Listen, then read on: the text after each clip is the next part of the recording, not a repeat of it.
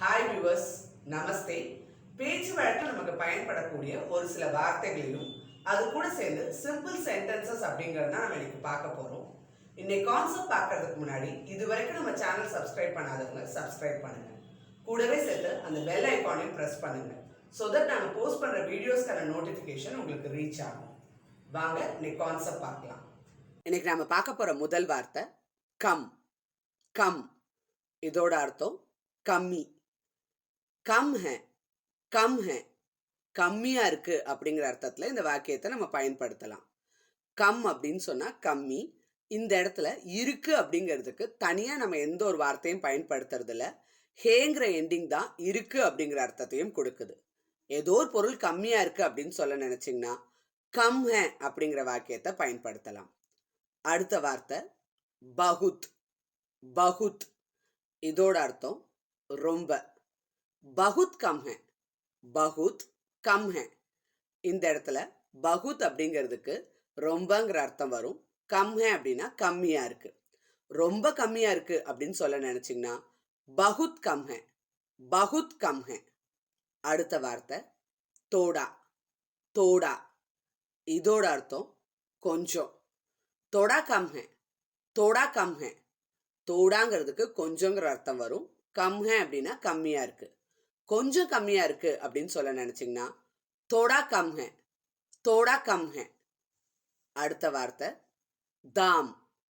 தாம் இதோட அர்த்தம் விலை. தாம் பகுத் கம் ஹே, தாம் பகுத் கம் ஹே. தாம் அப்படிங்கிறதுக்கு விலைங்கிற அர்த்தம் வரும். பகுத் கம் ஹே அப்படின்னா ரொம்ப கம்மியா இருக்கு.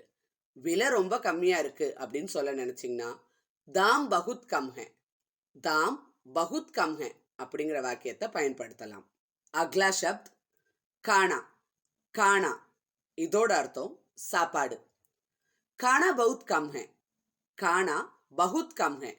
கானா அப்படின்னு சொன்னா சாப்பாடு, பகுத் அப்படின்னு சொன்னா ரொம்ப, கம் ஹே அப்படின்னா கம்மியா இருக்கு. சாப்பாடு ரொம்ப கம்மியா இருக்கு அப்படின்னு சொல்ல நினைச்சீங்கன்னா கானா बहुत कम है அப்படிங்கிற வாக்கியத்தை பயன்படுத்தலாம். அதே சாப்பாடு கொஞ்சம் கம்மியா இருக்கு அப்படின்னு சொல்ல நினைச்சீங்கன்னா பகுத்துங்கிற வார்த்தைக்கு பதிலா தோடாங்கிற வார்த்தையை பயன்படுத்தலாம். கனா தோடா கம் ஹே அப்படின்னு சொன்னீங்கன்னா சாப்பாடு கொஞ்சம் கம்மியா இருக்கு அப்படின்ற அர்த்தம் கிடைக்கும். பகுத் அப்படிங்கிற வார்த்தையை ரொம்பங்கிற அர்த்தத்திலையும் தோடாங்கிற வார்த்தையை கொஞ்சங்கிற அர்த்தத்திலையும் நம்ம தேவைக்கு ஏத்த மாதிரி பயன்படுத்தலாம். அக்லா சப்த் காம்.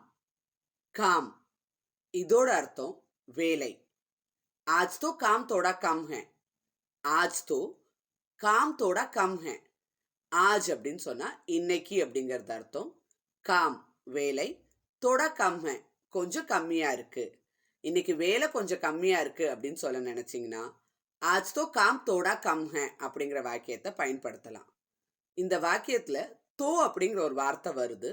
இதுக்கு குறிப்பிட்டு எந்த அர்த்தமும் கிடையாது. இன்னைக்கு வேலை கொஞ்சம் கம்மியாக தான் இருக்குது அப்படிங்கிற மாதிரி வலியுறுத்தி சொல்லும் ஒரு வார்த்தையாக தான் தோ அப்படிங்கிறத பயன்படுத்துகிறோம். ஸோ ஒரு அழுத்தத்தை கொடுக்கறதுக்கு தான் தோங்கிற வார்த்தையை பயன்படுத்துகிறோமே தவிர அதுக்கு தனியாக எந்த ஒரு அர்த்தமும் கிடையாது. இன்னைக்கு வேலை கம்மியாக இருக்குது அப்படின்னு சொல்லி அழுத்தி சொல்ல நினச்சிங்கன்னா ஆஜ் தோ காம் தோடா கம் ஹே அப்படிங்கிற வாக்கியத்தை பயன்படுத்தலாம். அக்லா शब्द है बीड. बीड इसका मतलब है கூட்டம். उधर भीड़ बहुत कम है, उधर भीड़ बहुत कम है. उधर அப்படின்னு சொன்னா அங்க அப்படிங்கிறது அர்த்தம். பீடு கூட்டம், பகுத் கம் ஹே ரொம்ப கம்மியா இருக்கு. அங்க கூட்டம் ரொம்ப கம்மியா இருக்கு அப்படின்னு சொல்ல நினைச்சீங்கன்னா உதர் பீடு பகுத் கம் ஹே அப்படிங்கிற வாக்கியத்தை பயன்படுத்தலாம். அக்லா शब्द है सूजन. सूजन इसका मतलब है वीकम. आज तो सूजन थोड़ा कम है, आज तो सूजन थोड़ा कम है. இந்த இடத்துலையும் ஆஜுங்கிறதுக்கு இன்னைக்கு அப்படிங்கிறது தான் அர்த்தம். சூஜன் அப்படின்னு சொன்னா வீக்கம். தோடா கம் ஹே அப்படின்னு சொன்னீங்கன்னா கொஞ்சம் கம்மியா இருக்கு. இங்கேயும் வலியுறுத்தும் சொல்லாதான் தோங்கிற வார்த்தையை பயன்படுத்துறோம். இன்னைக்கு வீக்கம் கொஞ்சம் கம்மியா இருக்கு அப்படின்னு சொல்ல நினைச்சீங்கன்னா ஆஜ் தோ சூஜன் தோடா கம் ஹே அப்படிங்கிற வாக்கியத்தை பயன்படுத்தலாம். அக்லா शब्द है मौका. मौका इसका मतलब है वाइप. बहुत कम मौका ही है, बहुत कम मौका ही है. பகுத் அப்படின்னு சொன்னா ரொம்ப, கம் அப்படின்னா கம்மி, மௌகா வாய்ப்பு, ஹி அப்படின்னு சொன்னா இது ஒரு வலியுறுத்தும் சொல். கம்மியான வாய்ப்பு தான் அப்படின்னு சொல்றதா இருந்தா கம் மௌகா ஹி அப்படின்னு சொல்றோம். ரொம்ப கம்மியான வாய்ப்பு தான் இருக்கு அப்படின்னு சொல்ல நினைச்சீங்கன்னா பகுத் கம் மௌகா ஹி ஹே, பகுத் கம் மௌகா ஹி ஹே அப்படின்னு சொல்றோம். अगला शब्द ज्यादा, ज्यादा इसका मतलब है अधिगम. ज्यादा नहीं एक तो बहुत कम है, ज्यादा नहीं एक तो बहुत कम है. ஸோ ஜியாதா அப்படின்னா அதிகம் அப்படின்னு பார்த்தோம். ஜியாதா நகி அப்படின்னு சொன்னீங்கன்னா அதிகம் இல்லை. எக் தோ பகுத் கம் ஹே. ஸோ இந்த இடத்துல தோங்கிறது வலியுறுத்தும் சொல். இது ரொம்ப கம்மி தான் அப்படின்னு சொல்றதுக்கு தான் எக் தோ பகுத் கம் ஹே அப்படின்னு சொல்றோம். அதிகம் இல்லை, இது ரொம்ப கம்மி தான் அப்படின்னு சொல்ல நினைச்சிங்கன்னா ஜியாதா நகி எக் தோ பகுத் கம் ஹே அப்படின்ற வாக்கியத்தை பயன்படுத்தலாம். अगला शब्द है नमक. नमक इसका मतलब है उप्पु. इसमें नमक बहुत कम है. इसमें नमक बहुत कम है.